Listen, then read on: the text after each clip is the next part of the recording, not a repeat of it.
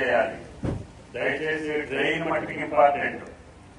నువ్వు కమిషనర్ గారు, మేయర్ గారు, ఆ డివిజన్ కార్పొరేటర్, మళ్ళీ వర్షం వచ్చే లోపల పని పూర్తి కాకపోతే ఇబ్బంది అవుతుంది.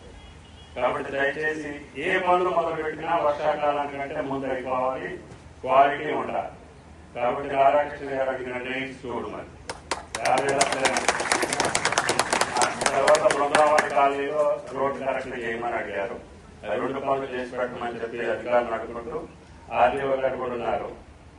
ఇర్రెగ్యులర్ గా నది అమ్మటో, లేకపోతే రోడ్డు అమ్మటో, కాలం అమ్మటో, ఇల్లు కడతా ఉంటే ముందే నిరోధించాలి. మీరు ఏమి కానీ మున్సిపాలిటీ వాళ్ళు అది కట్టిన తర్వాత కూడగొట్టడం కాదు. అది ఎక్కడైనా సరే మీరు ముందే అక్కడ గుడి పెట్టి ఒక రాయి పెట్టి పూజ చేసి అక్కడ గుడి కడతారు రోడ్డు మీద.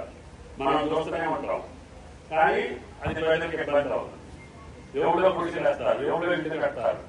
మళ్ళీ రేపు వచ్చినప్పుడు ఆ ముందు ఉన్న వాళ్ళందరూ మునిగిపోతారు.